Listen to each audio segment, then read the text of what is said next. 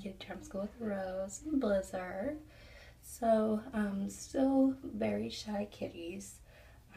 We had to weigh Blizzard in his bed, or we had to weigh Rose in his bed, and Blizzard, we can't get her in the bed quite yet to be weighed. So we have the weight of the beds, and we're going to get her weight tomorrow, so that way we don't make her upset. And we can tell it doesn't seem like much food is being eaten.